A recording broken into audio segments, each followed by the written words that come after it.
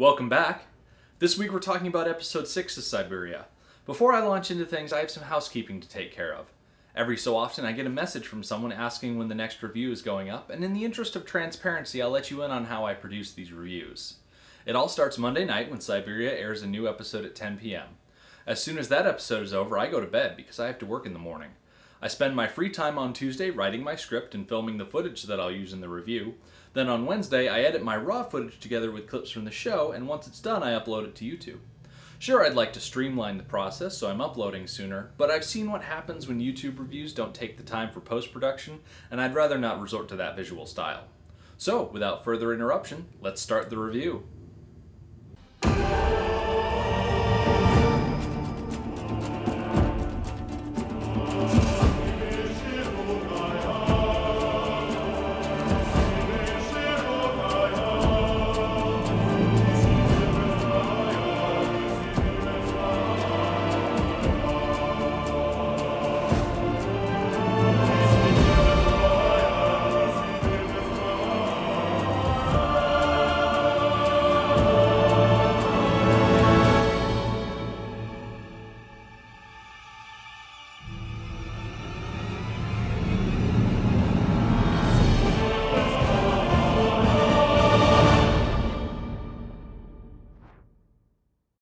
Quick episode recap. Sabina couldn't get a signal. You said you know how to work this. It's working. Esther got chewed out for tricking the others. You use a girl whose leg is I wasn't gonna get help here. Johnny took out his anger on the revealer. Daniel made a promise to Irene. I'm not gonna let anything bad happen to you, okay? Annie got everyone together to make a bonfire. We have a fire. No, like a big one. Sam found Milyan's book. Since when do you speak Russian? I don't speak Russian. Sabina rained on everyone's parade. We don't know what or who's out there in this woods. Daniel found a beacon. I'm going in the morning. You guys want to go? That's fine. Esther felt sorry and apologized to Irene. I just want to say how sorry I am. And the contestants split up to try and find some answers. I've never seen anything like this before in my life. Episode 5 ended with a cliffhanger as Johnny, Joyce, and Daniel came upon what was left of the producer's base camp. This week we picked right up where we left off as the trio began to look around. The first thing I thought when the episode began was to take everything not nailed down back to the cabins. Tents, canopies, chairs, tables, lanterns, everything. Wrap it all up in tarps and drag it back to use when the weather turns foul. Johnny had the same idea, only to a lesser extent, and discovered amidst his rummaging a notebook and a copy of Joyce's dossier that the producers had on hand. When we initially see Johnny reading the notebook, we get a quick glimpse of what the page says, albeit upside down, but I snagged a screenshot, flipped it, and found an interesting tidbit. We already knew that Joyce was told by the producers to burn down the food shack. That was nothing new. But it seems that Nico was correct about the spear being a prop, as the note at the bottom of the page says, "Spear should be Evenki influenced," followed by a short list of possibly related items. This wasn't explored in this scene, but that note is the first we see of the Evenki tribe, who are mentioned later in this episode, and I'll talk more about them later. Inside the monitoring office, Johnny and the others stumble upon Sabina, who was there investigating the gunshots she heard back in episode 5. I was a little disappointed that Sabina didn't have a gun with her like I was hoping last week, but not nearly as disappointed as the group was when they discovered that the radio signal was being jammed.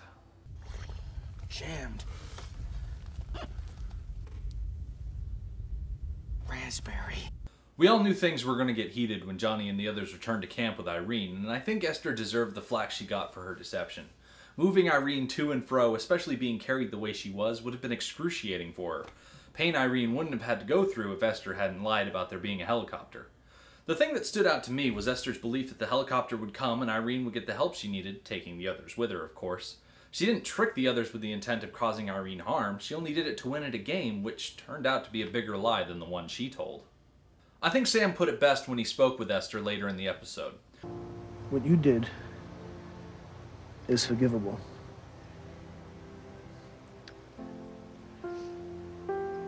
If you ask. You can tell by watching Esther that she was slowly coming to grips with the fact that her lie caused Irene undue pain, and I think by the end of the episode that Esther was genuine in her apology. It's my hope that now that the game is over and the focus has shifted more to survival, that Esther is able to become more of a team player and really redeem herself for all the misdeeds that she's committed since they first arrived. Speaking of being a team player, I'm glad that Nico has finally stopped insisting that everything is a game. I was getting really tired of his shtick when he said that the base camp story was a hoax to scare them off the show. Hopefully now he will listen when people talk and not be so self-righteous about everything. Last week I made it a point to ask how the show was still happening if the producers were gone.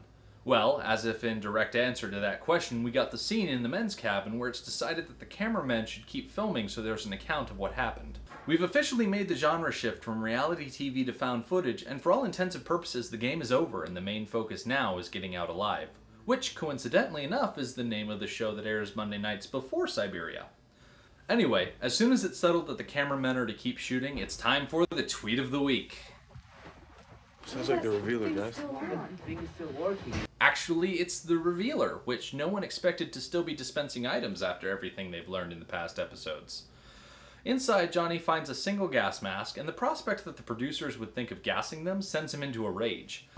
Kidding me? Don't like getting played. You guys. Johnny gets so mad he throws a ladder. I can't even think of the last time I was so mad that I threw a ladder. Anyway, Johnny pours all of his anger into pushing over the revealer, finally tipping it with Sam's help. At this point, Daniel answers the other question that everyone seems to be asking. If the producers are gone, where do the items in the revealer come from? Turns out, the revealer is a big clockwork gumball machine that runs on a timer. It's set up to go off at like specific intervals of time. What's more interesting though is the label that Sam reads off the door that they pry open. The revealer is in fact a behavioral reward simulator for test group C. This opens up a lot of fresh new questions. If their camp is group C, then what happened to group A and B? Have there been other groups before them? Or are these other groups elsewhere in the forest? What else is inside? I certainly hope that we find out the answers to all these questions in the coming weeks, but one thing I know for sure, they really should have fully dismantled the revealer to get all the goodies inside. No sense in waiting if they know they're right there. We had a few quiet moments between Daniel and Irene that were really well done. I like that Daniel is showing his devotion more openly and Irene is starting to care more about him the way he cares about her. We get more into Daniel's backstory this episode and it reveals why he's so eager to be brave. It explains why Daniel was so quick to find Irene and warn her about the tiger and why he insisted on finding out what happened to Tommy. I like this motivation for Daniel because it works independently of a desire for prize money or comfortable living. He's afraid that he's a coward, so he overcompensates. If you see anything scary, don't be a hero. I'm certain that Daniel is on the hero's journey, but will he end up returning triumphant or gallantly sacrificing himself? That's yet to be seen. I always saw Annie as much more down-to-earth and reasonable, and it showed in this episode with her suggestion that the contestants build a signal fire to show they're in distress. It was a good rally cry and provided everyone with a chance to take their minds off the torrent of questions and just focus on a physical task that didn't hide anything sinister. We even get a little scene where Daniel tells Joyce that he loved that show she was on. You really watch that show? I love that show. I don't know what show he was referring to, but it could have been House of Pain, Heist, Joey, The Sweet Life of Zack and Cody, Diva Detectives, The Bold and the Beautiful, or even Baywatch. Unfortunately, all of that hard work turned out to be for nothing as Sabina is convinced that anonymity is their greatest ally and revealing their exact position would do more harm than good. You light this fire and everyone is gonna see it. Everyone, friends or enemies. It's about this time I started thinking that Sabina needs to improve her leadership abilities. She has experience in high-risk situations, but doesn't use that knowledge to instruct anyone else. Sabina is constantly acting alone, even going back to the spike trap to retrieve the bow and arrows left behind when Irene was hurt. Annie had the good sense to put forward the idea of building the signal fire and presented it in such a way as to rouse everyone to action. Sabina, on the other hand, barely talks to anyone, and I can't help but feel that her antisocial attitude is going to cause trouble. True to form, Miljan was creeping it up again this week. Aside from his usual habit of sitting by himself, we also get a creepy scene of him covering the camera in the women's cabin. We don't know what he did, but they do make it a point to note that Irene's leg is getting worse. I'm worried that Miljan might be hurting Irene as a demented punishment for finding him in the woods with Ogdi. One thing's for sure, Miljan should not go unsupervised. While everyone is out helping to build the bonfire, Sam discovers Miljan's journal hidden under the corner of his mattress and confronts him about it. Miljan goes from zero to crazy in an instant and starts fighting Sam to get his book back. The other contestants intervene and hand the book over to Sam to translate. It turns out to be the handwritten journal of Leonid Kulik, the Russian mineralogist who in 1927 led an expedition to investigate the Tunguska blast of 1908. Curious to know more about Kulik's expedition, I found some interesting tidbits at unmuseum.org, the Museum of Unnatural Mystery, link in the description. Kulik and his party traveled by train and by horse to the village of Vanavara, the last bit of civilization before heading into the wilderness.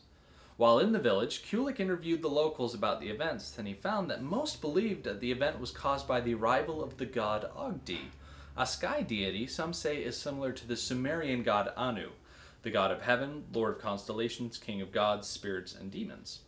The locals stayed away from the area for fear of being cursed by the sky god. The article continues with more of Kulik's expedition, but I'm sure I'll have plenty more opportunity to talk about that in episodes to come. The big thing I couldn't help but get excited over was the clear and distinct mentioning of Valley Men.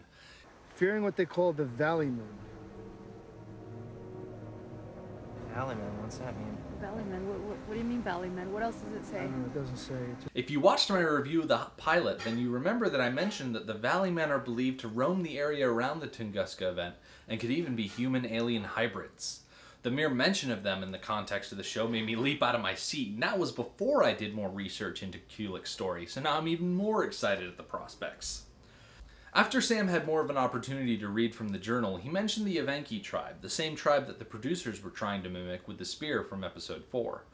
And they are a group of people that we do not want to come in contact with.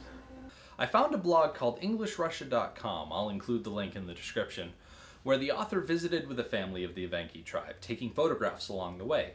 They seemed like a perfectly content people living off the land, not nearly the antagonistic sort that Sam mentions, but chances are if there is an indigenous population in the Valley of Death, I'm certain they won't be friendly to the contestants. At the end of this week's episode, Daniel finds a radio tower in the distance with a blinking red light at the top. Curious to find out what it is, he announces that to everyone that in the morning he's leaving to investigate. Not to be left out, Johnny, Sam, and Joyce accompany him, leaving the camp and Irene to Nico and the others. Cue the Lord of the Rings music!